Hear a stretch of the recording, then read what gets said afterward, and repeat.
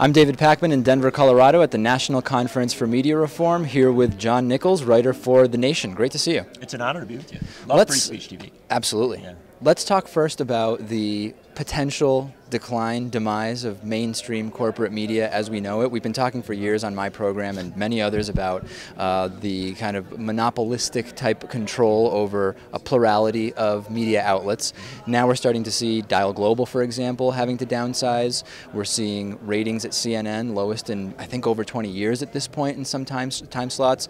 What do you see? Do you see this as a reaction to something, or is this a symptom? What is it? Look, journalism in this country for the better part of 100 years relied on an advertising model.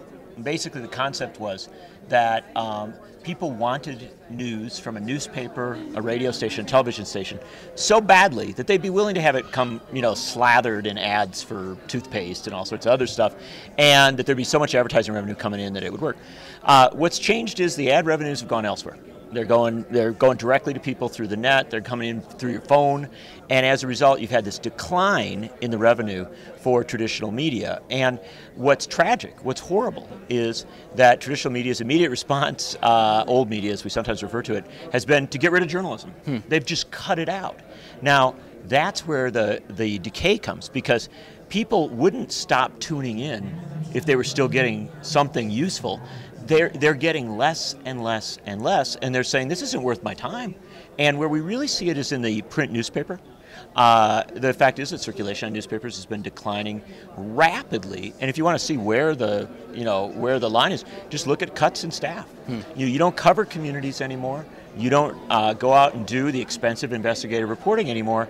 At the end of the day, people they're not going to, spend their 50 cents. We're seeing this on a number of fronts. So you mentioned investigative reporting, and that's expensive to do, and it's very valuable, but so many media outlets are instead going the route of rewriting other articles, because it's so much cheaper. You can have someone sitting somewhere at a computer, essentially rewriting articles someone else has published. It's not really original reporting, and you're saving a ton of money. And even if you lose 20% of your revenue, if you're saving 40%, it's a net positive. Well, it's a good way of looking at it, is that overwhelmingly the internet, and I've done blogging since 1999. I mean, I live on the internet, but overwhelmingly the internet is an aggregation of, a repetition of, a comment on something that's been gathered elsewhere.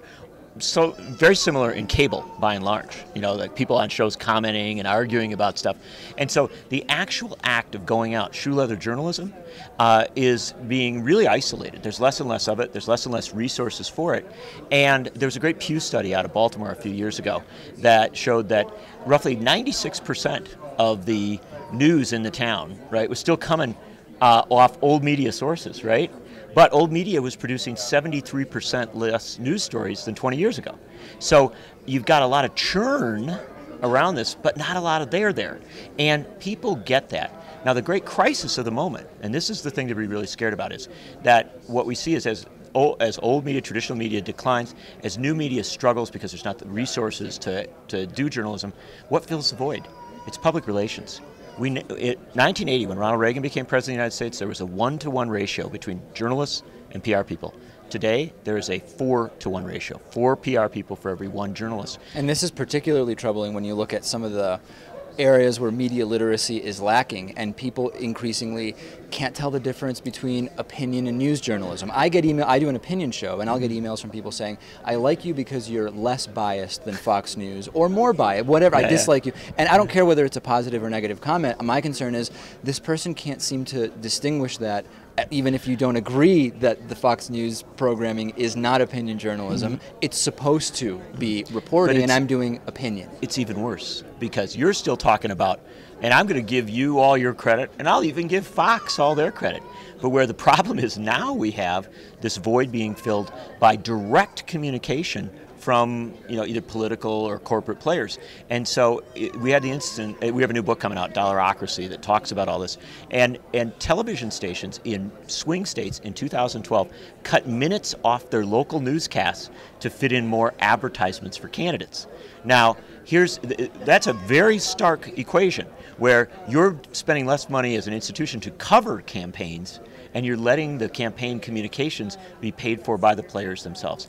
That is no longer a functional journalism system, a functional media system. What you really have is, something that, and I'd say it very bluntly, it strays toward propaganda. It strays toward a point where those with the most money can actually communicate the most information. Well, we know that the candidate with the most money still wins an overwhelming percentage of the time. Why wouldn't it be the same with opinion about what Monsanto is doing or whatever it is? Whoever's spending the most money on that type of opinion is probably going to influence the most number of people. That's what we mean by the term dollarocracy. In a democracy, the best idea should over time rise, and that people will vote for it and it will become the law of the land. In a dollarocracy, even when you beat a bad idea, it loses at the polls, they come back the next day, spend some more money to put that idea back in play. And so you never beat bad ideas. You have zombie ideas. Ideas that have been beaten 100 times, walking among you, still being suggested. We see it right now in the Social Security debate. Sure. The American people voted overwhelmingly last year not to cut Social Security, and yet you see even Democrats coming up saying, well, maybe we could tinker with it a little. And you see it on way more issues too. I mean, with healthcare, it's widely known that if you ask people in a fair way, not the Obama plan to take over, right? But you say, should the government provide some basic level of healthcare for everybody?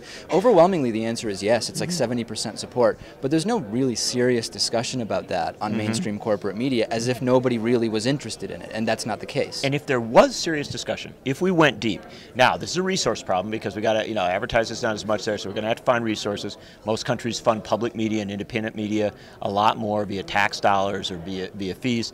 But let's say that there was the resources to do it in America. What we would find is that all of our debates would be different. Global warming, there'd be a different debate on that, and one that's much more realistic. Healthcare, workers' rights, and I think this is the issue, if I could focus on one thing, where the worst of all things happens. It's people who are poor, people who are underemployed, people who are on the margins economically are not covered.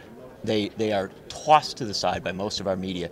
If we had a well-resourced media that was actually journalistic as opposed to being driven by the dollar and influenced so much, we'd have tremendously more coverage of low-income folks, and what would end up is we'd have better programs. We'd have better responses to the needs of those folks. So how can, and the last thing I want to ask about is, how can independent, alternative new media successfully fund itself? So like the model of my show is we have a base of paid subscribers. You beg them for money. Right, we have a base of paid subscribers, and we have a YouTube partnership, and there's some ad sales in there, but it's really only with organizations that are really in line with our values.